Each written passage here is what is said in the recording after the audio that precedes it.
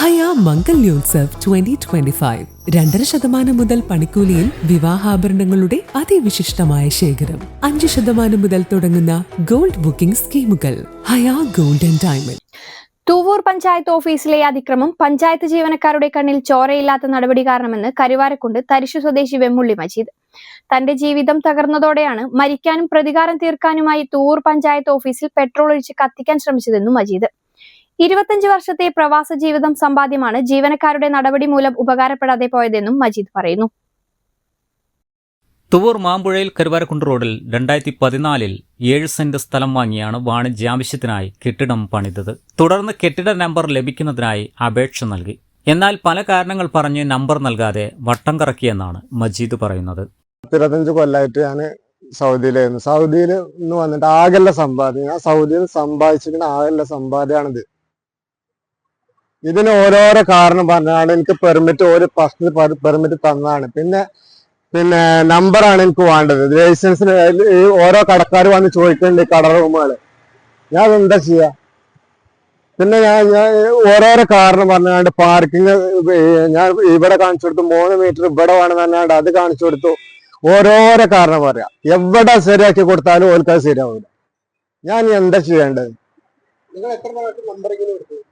നമ്പറിങ്ങിന് ഞാൻ 2-3 പ്രാവശ്യമായി കൊടുക്കണം. ഓർക്ക് 3ാമത്തെ പ്രാവശ്യമാണ് ഇപ്പത്.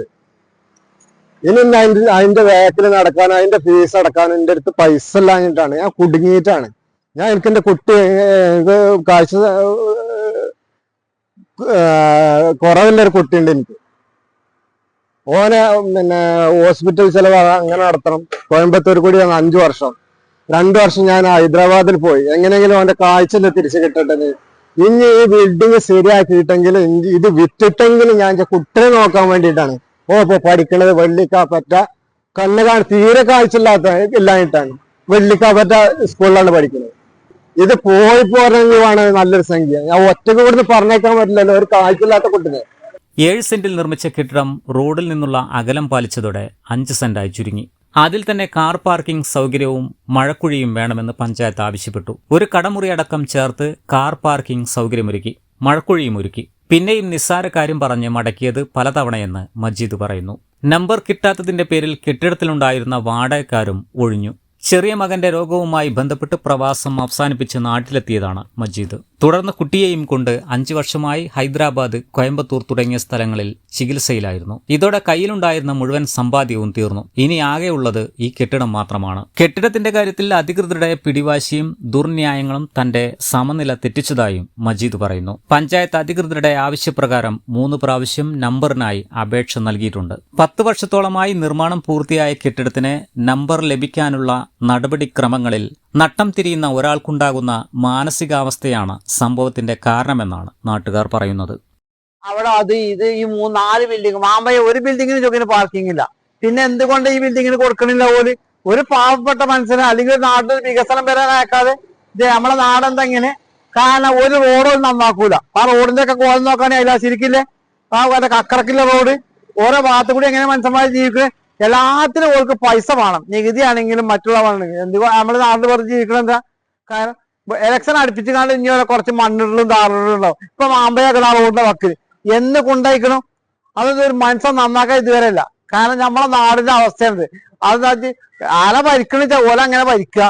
ഇതിന് പൊട്ടമാര് ജനങ്ങള്, അത് ഏറ്റവും വലിയ മന്ദബുദ്ധികൾ ജനങ്ങള്. കാരണം ഓർക്ക് എന്താ വോട്ട് ചെയ്ത് ജയിപ്പിച്ച അതിന്റെ പിന്നിൽ കുറെ ആൾക്കാർ ഇങ്ങനെ നടക്കുക. ഈ പാവപ്പെട്ട ചങ്ങായിനെ ദ്രോഹിക്കാനാണിത്. കാരണം എന്താ പറയുക, ഈ ചങ്ങായി ഗൾഫിന്ന് ഓരോ കുട്ടിക്കാണ് തീരെ സുഖമല്ല. എത്ര പൈസ വേണം ദിവസം, ഒരു മാസത്തിന്? അതൊക്കെ നമ്മൾ കണ്ടറിയണ്ടേ? കാരണം എല്ലാം കൊണ്ട് നമ്മള് ഓൾക്ക് തന്നെ നികുതിയും മറ്റുള്ളവർ കൊണ്ടേ കൊടുത്തുകൊണ്ട് ഓളെ സന്തോഷിപ്പിച്ച, മറ്റുള്ളവര് ദുഃഖിച്ച, അതിനെ പിന്നെ ആവശ്യം. സംഭവത്തിൽ പഞ്ചായത്ത് പ്രസിഡന്റിന്റെയും സെക്രട്ടറിയുടെയും പരാതിയിൽ കരുവാരക്കുണ്ട് പോലീസ് കേസെടുത്തിട്ടുണ്ട്. ക്രമവൽക്കരണ നടപടിയിൽ ആവശ്യപ്പെട്ട അപാകതകൾ പരിഹരിച്ചാൽ നമ്പർ നൽകുന്നതിന് പഞ്ചായത്തിന് യാതൊരു തടസ്സങ്ങളുമില്ലെന്ന് പഞ്ചായത്ത് പ്രസിഡന്റ് ജസീന അറിയിച്ചു.